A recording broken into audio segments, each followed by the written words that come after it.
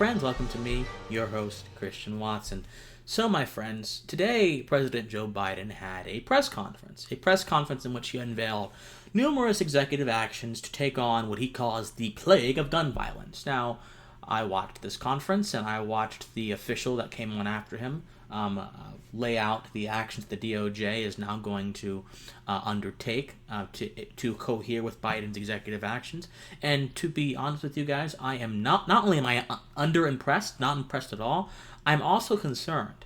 Because what I witnessed was one of the profound acts of rhetorical wizardry and moral corruption that I have seen recently in a presidency. Now, this may sound like rhetorical fluff to you, but I'm going to actually define what I mean. When I say rhetorical wizardry, I simply mean the use of language to incite a sort of reaction towards a particular end without seeing if that end is truthful or not. So basically, manipulating language to presume something is truthful, but not actually seeing if it is truth. Emerson said that we have to test goodness to see if it be goodness. Biden is assuming that goodness is correct in the first place. That's rhetorical wizardry. The wizardry comes in by assuming that truth is that, and the rhetorical comes in by the use of language, and the moral corruption comes in by attempting to infringe upon a basic right that is an extension of the trifecta of natural rights, first identified by John Locke identified by people before John Locke, but sort of put in a comprehensive way by John Locke in the Second Treatise of Government, Life, Liberty, and Property. But we're going to get deeper into this, though. So I've set out my criteria just now. So we're actually going to examine some of the things that said in the conference. I will not play the conference on the video because you can watch that by yourself, number one. Number two, it's going to get in the way of my message. So I have quotes from the conference. If you want to watch the conference to check that what I'm saying is correct, it's in the description below. But let's just go through.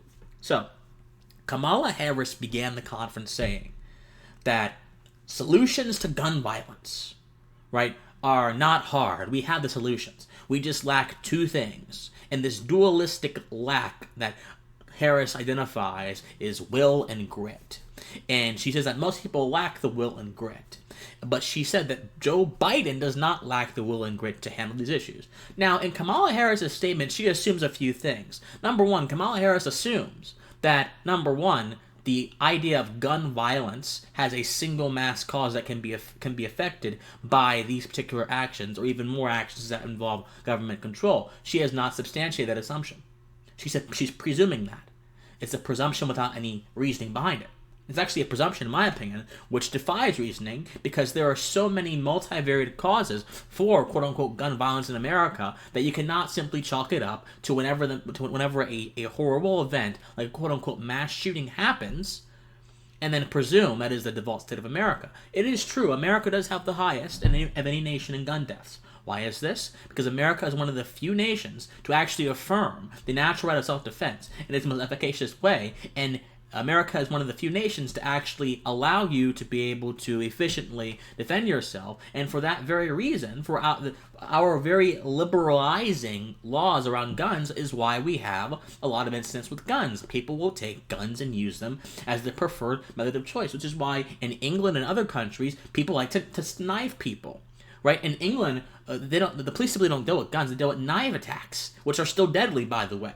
So yes, we're going to have, if you have a larger amount of something in a certain country, and a culture which affirms individuals' rights to own that something will ultimately run into corrupted purposes. Just as if you have a large amount of something in another country, the same principle applies. This is not a problem with the gun, this is a problem of intention. We have been screaming this to the rooftops for years upon years, but Kamala Harris casts this as a single, simple issue that Joe Biden has gotten all the answers for. So in doing this, she casts Joe Biden as a sort of archetypal hero, this sort of savior, the omniscient savior that knows the solutions to a very complex philosophically and logistically problem, a very complex logistical problem, and saying that he can automatically save us all from the perils of the guns.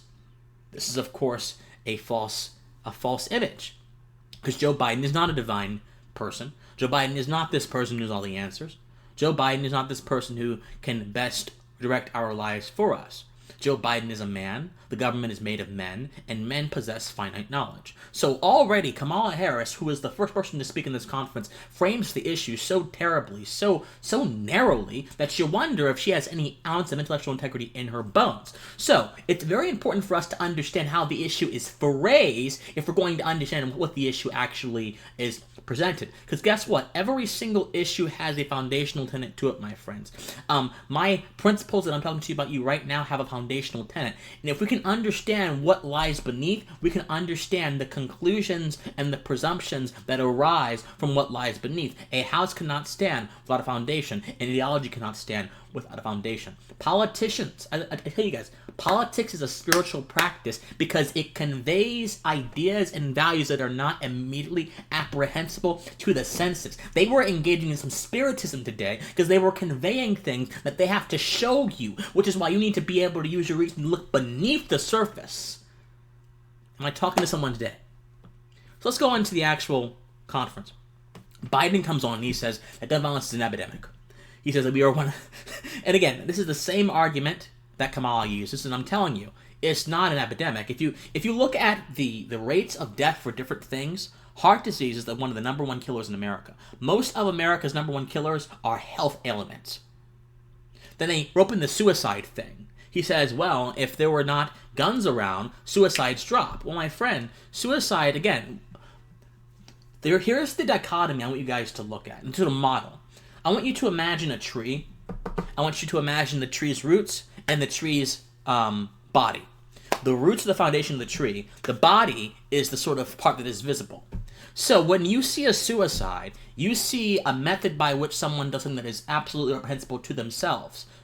But what you do not see below is the pain, the anger, the anguish, the depression that percolates, that permeates, that precipitates that action. Joe Biden is not actually looking at the issue because guess what? It's too complex and it cannot be solved by government policy. And I think Biden knows that. I think these people know that. They're not the most enlightened individuals given their paradigms, but they are educated enough to know that suicide happens not because someone has a gun, even if the instances may be quote-unquote lower, although you haven't been able to chalk up to, so correlation is not equal causation, right? So there's been no line that they've shown me that says, okay, where guns are lower, suicide's lower. That could be something else. That could be due to good mental health counseling. That could be to many different factors. But Biden wants to politicize suicide now to drive forth his anti-rights agenda. Again, rhetorical wizardry. The use of language to convey a point without actually affirming if it be goodness, without actually affirming if it is correct, without actually affirming its merits. My God. And you guys are being played. You are being played. I saw Tim Pool say today, well, Joe Biden's son isn't with a gun. I'm not going to listen to him. Ha ha. Mike, you guys are being played. You guys, if you're just going to mock this and forget, we are being played right now, right in front of our faces. And this is not just a Biden problem. Every politician in America, every politician in the world has done this at some time. It's just that some are more pernicious in their activities of this kind of stuff, of this rhetorical wizardry, than others are. Let's keep going. Let's keep going, man. I'm trying to get this to you guys. I'm trying to.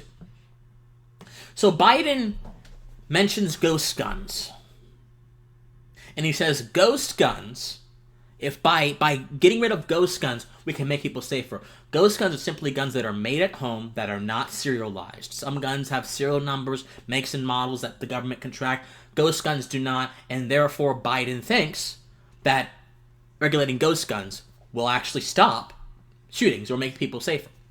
Number one, not a single shooting that happened in the past 2 weeks, not the Atlanta shooting, not the Colorado shooting, had anything to do with a damn ghost gun. Both of those guns were purchased legally with background checks. Now, in the Atlanta shooter's case, he was able to get the gun very quickly. And he had a background check, he had nothing on his record. In the Colorado shooter's case, he was able to get the gun with a misdemeanor on his record. Okay, so does that mean we need to begin penalizing misdemeanors now? Can people not make mistakes? I mean, a misdemeanor is not a felony. And the content of a misdemeanor must mean more to a situational application of a rule than the sort of occurrence of the misdemeanor. Let's actually do things that are wise here, my friends. The shootings that happen, and those shootings ostensibly sparked the need, according to Biden, for this press conference, those shootings happened with guns that were obtained legally, through the processes, through background checks. Guess what? A background check can check your criminal record, but a background check cannot check your heart. Only God can do that, in my personal opinion. You don't have to believe me if you want. If not God, then only we can do that. Only we can know that.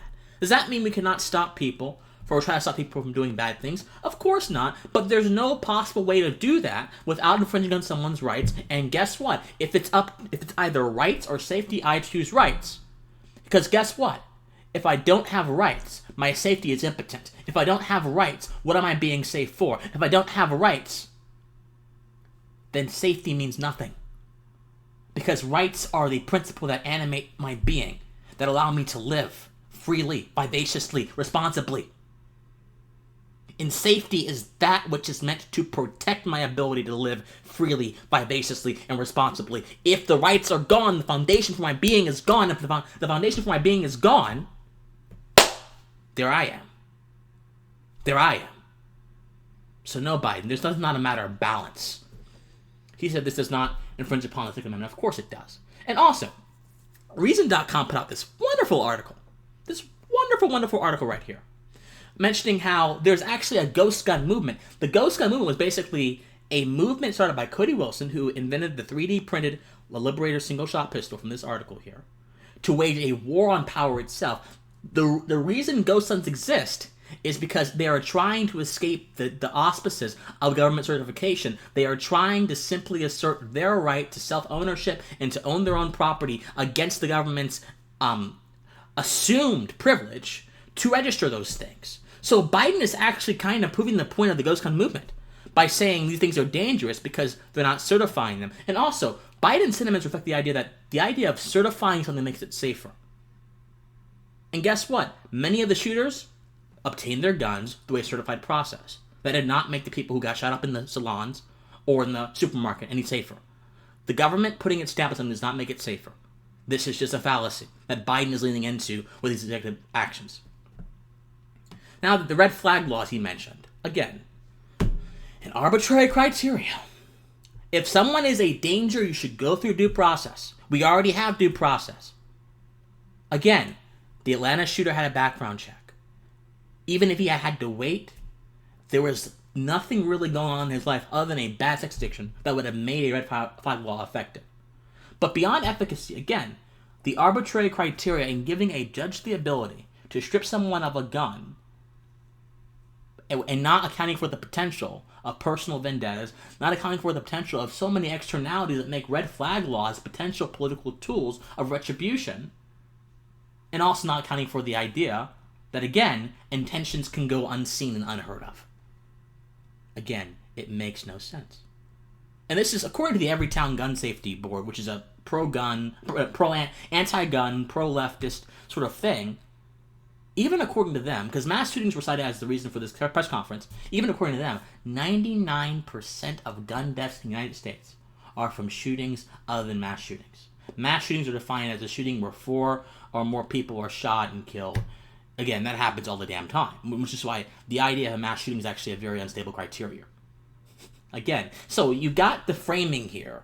Oh, Joe Biden is this archetypal savior. He's omniscient. He can save us from the evil guns. Then you have the framing of certain issues. Oh, we need to certify this so we can make sure this is safer, even though certification does not necessarily imply safety. Oh, we have to make sure we have to make sure that we can give the government more power to infringe upon your rights, take away guns if we suspect you're going to do something, as opposed to proving it through due process, which is the way that it has happened in this system, because America has settled on the fundamental idea of justice that comes through inquiry, not through suspicion. My God, guys, do you see what's going on here?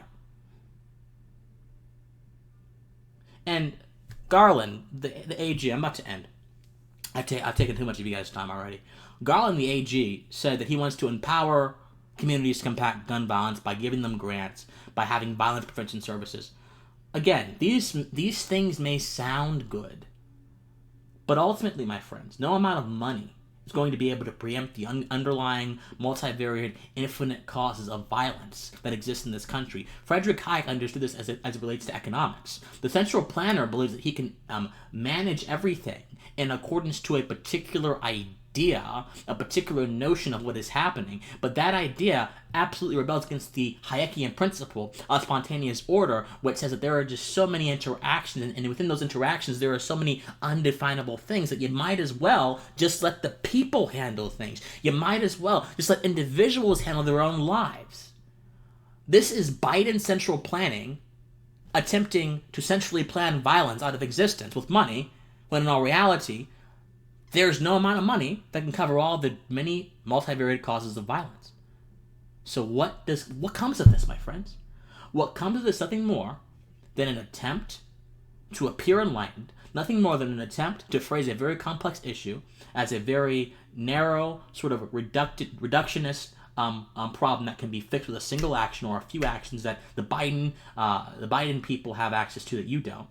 This is nothing more than an attempt to gaslight not only Americans, and all Americans in general, by trying to make them forget about the philosophical foundations and the moral foundations of our rights to make us feel a little bit safer, while also forgetting that safety itself is a product of our God-given rights. This press conference was nothing more than rhetorical wizardry, as I said before. If you want to fix the gun problem, let's start at home. Let's start with families. If you want to fix the killings, you're gonna have to do a lot more than just pander to the sensibilities of a bunch of centralized planners who don't really get the concepts of some of these basic things like ghost guns, which are basically meant to give a sort of irreverent stance towards government registration of guns. And apparently that makes them dangerous. My friends, the epistemology of the Biden administration is nothing more than dastardly. Things can be perfectly safe without having the government stamp approval on them. In fact, I would argue that many things are safer without having the government stamp approval on them. The government is not a divine entity, my friends. The government is an entity meant to protect your divinity as a human being, your divine rights to life, liberty, and property that the natural law theorists recognized in the 17th century and beyond. That's what the government is here to do. But Joe Biden posed a very radical idea of what the government is here to do in this press conference today. And guess what? I think that if freedom-loving Americans get together and use reason, we will be able to push back against that idea.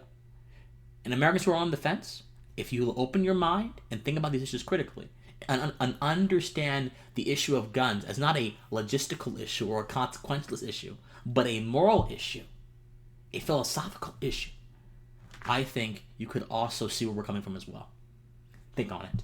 As always, my friends, I love you, and please, if you want to support me, please donate to me on Patreon, patreon.com/officialcwatson, patreon.com/philcwatson. It helps me a ton. Thank you so much. Like, subscribe, share, comment on this video, please. But as always, my friends, please, I love you, and stay pensive. Bye.